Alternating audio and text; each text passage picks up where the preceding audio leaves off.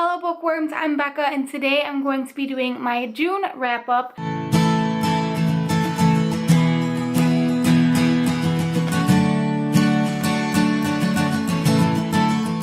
In the month of June, I did 2 read-a-thons and read 8 books total, which is not too shabby, if I do say so myself. It's honestly probably the most books I've read in such a long time, and for the most part, I think I enjoyed most of the books that I read, so let's get into those books. And these are not going to be shown in the order that I read them, just because there were so many and I was just kind of grabbing them and made a stack of them. So yeah, not that it really matters. I still read all of these books. First up, I read Burning by Danielle Rollins. This is about a teenage girl named Angela who is in juvie and she's really close to getting out. So when this new girl comes who has a lot of different issues, and the people in charge kind of tell her that if she mentors this girl, then she might be able to get out early.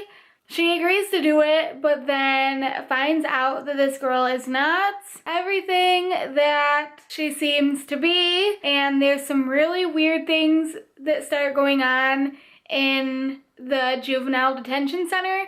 And it was really interesting. I love Danielle Rollins. She also writes under the pseudonym Danielle Vega, where you might recognize that from The Merciless, The Merciless 2, and Survive the Night. Also, The Merciless 3 is coming out like in 2 weeks, so I'm really pumped about that. But this one was pretty good. It's a young adult thriller, and yeah, I think I gave it 3 out of 5 stars. Just the other day, I finished Every Heart a Doorway by Shannon McGuire. This is about a boarding school for children who have found doorways into fantastical lands, and now that they're back in the real world, they're having a hard time coping with real life, and so their parents send them to this boarding school and they go to group therapy, and it's really interesting. I loved this book so much. The main character is asexual, so we get that representation, and one of her friends is transgender, so there's that representation too. It was just such a beautiful and magical story. I loved it so much. It kind of reminded me of The Magicians by Lev Grossman, except better because I didn't really like The Magicians, and also a more grown-up version of Miss Peregrine's Home for Peculiar Children by Ransom Riggs. This is the first book in a trilogy, and I'm definitely going to be picking up the other books in this trilogy. I gave this one 4 out of 5 stars. I also read Symptoms of Being Human by Jeff Garvin. This is Jeff Garvin's debut novel in which we follow 16-year-old Riley, who identifies as gender fluid, but they are also the child of a congressman.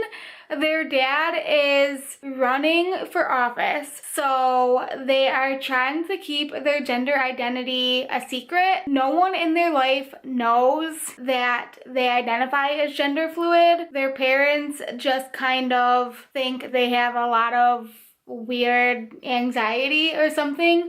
So their therapist recommends starting an anonymous blog to share their feelings about being gender fluid, and the blog goes viral. So after starting at a new school and settling in and stuff like that, they end up getting like a stalker on the blog who identifies their real identity, because Riley was writing under a different name on the blog.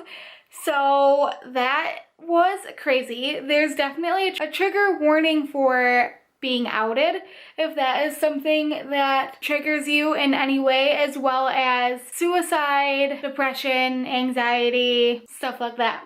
But I loved this book so much. It was so unique. I've never read a book with a character that is gender fluid, and it was such a unique reading experience for me, honestly. I mean, obviously I can't speak to how accurate the representation is, but I really enjoyed it. I think I gave it 4 out of 5 stars. I also read Highly Illogical Behavior by John Corey Whaley. Finally, I've had this book forever and just now picked it up. And honestly, I probably could have done without reading it. I wasn't going to do a review on this, but I really did not care for this book. The more I think about it, the less I really enjoyed it and the more problematic it's becoming for me. In this book, we follow 2 characters. One is, I forgot his name, one moment, Solomon, who has severe anxiety and agoraphobia, so now he's homeschooled and stays at home after an incident in like middle school or something. And then we also follow Lisa. We follow a girl named Lisa who is trying to get into an Ivy League college for a psychology program, and she doesn't have her own experience with mental health, so she decides she's going to track down Solomon and try to fix him. I feel like the book was trying to push that it was Solomon's story, but overall it ended up being Lisa's story, I feel like, and that was really problematic for me. For some reason, I did not like that at all, because she spends the whole book trying to fix his anxiety, and she's like super proud of herself, and I don't know, I really didn't care for it. I think I gave it 3 stars, but I could probably even knock it down a little bit. But yeah, if you want to see a full review on more specifics, let me know down below in the comments and I will do that. I also read The Hate You Give by Angie Thomas. This is an Own Voices debut novel about a teenage girl named Star who witnesses her best friend being killed by a police officer after they were pulled over for a traffic stop, and everything that happens as a result of being the sole witness to this. I have heard it being described as To Kill a Mockingbird for this generation. I don't know how accurate that is because I've never read To Kill a Mockingbird, but this book was poignant and important, and I can definitely see it being used in schools in the future. It was very, very difficult to read at times, and I enjoyed it a lot.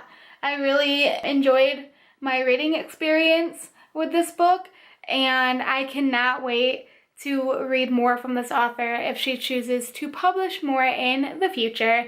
I gave this book 5 out of 5 stars. I also read a graphic novel, and it was This One Summer by Jillian and Mariko Tamaki. This is about a girl. Named Rose, and every summer her and her family go to this beach house. But this year is a little bit different. Her parents keep fighting. She's not really getting along with her friend that she has, and she's kind of like on the cusp of teenagehood, and so it's a really beautiful coming of age story. The artwork in this book is absolutely stunning, and I read it in one sitting in like an hour. I just flew through it, super quick read. So I definitely recommend this. I'm going to be doing a review of This One Summer. And yeah, I think I gave this one 5 out of 5 stars as well. I also picked up a middle grade book, Out of My Mind by Sharon M. Draper. This is about an 11-year-old girl named Melody who, on the cover, the way they describe it sounds like she has some sort of locked-in syndrome, but in reality, she has cerebral palsy. So that kind of bothered me a little bit because that wasn't what I was expecting, and I felt super insensitive for thinking that it was locked-in syndrome when really it was just cerebral palsy. But anyway, yeah, it was a really interesting book. I loved it a lot, and it made me remember why I like middle grade books so much, because there's no focus on romance. Like, the focus is on friendship and real inner struggles. And although I get why angst and teenage angst is played up so much in YA, I wish that there were more books that carried over the same types of messages from middle grade into YA without seeming too like cutesy and young. And finally, I read Always and Forever Lara Jean by Jenny Han, the third and final book in the To All the Boys I've Loved Before trilogy, and what an end to this trilogy. Honestly, I still think that the second book is my favorite, and I don't know, I liked this book, but I didn't love it, I don't think, unfortunately. I feel like I just put like way too much expectations on it because this is one of my favorite series ever. This book focuses on the rest of Lara Jean's senior year of high school and getting ready to go to college and wrapping things up. So I think that it was a really beautiful end to the trilogy, but I don't like Peter, so that was kind of frustrating. I thought that we were gonna get more of John Ambrose McLaren, and we didn't get as much as I wanted because I really liked him in the second book. So that was a little frustrating, but overall, this is still one of my favorite series, and I'm happy to see it end because it's so beautiful, but also sad to not have any more books of Lara Jean to read. So yeah, I think I gave this one 4 out of 5 stars. And there you guys go, that is my June wrap up. Oh wait, as part of the Emojiathon, one of the challenges I did was like the peace sign emoji that was basically like choose a book, and if you don't like it or don't read it, then tell it to peace out and basically unhaul it. And I have 2 that I'm going to unhaul. So one moment. The first one is She's Come Undone by Whaley Lamb. I've had this for years. I think when my aunts gave it to me because I saw it on a list of like books that you should read in your 20s, but I did not like it at all. I think, yeah, I'm barely 50 pages in and I just am not feeling it, and I don't think that it's my kind of book, so I'm going to unhaul it. And also the book I chose for this challenge, The Pact by Jodi Picoult, I didn't even read it, so this one is going to go as well. Okay, now I'm done with my June wrap up and mini book unhaul. So if you read any of the books that I read this month, let me know what you thought of them down below in the comments. If you like this video, make sure to give it a big thumbs up and hit that subscribe button to see more bookish videos. That's all I got for you guys today. I'll see you next time.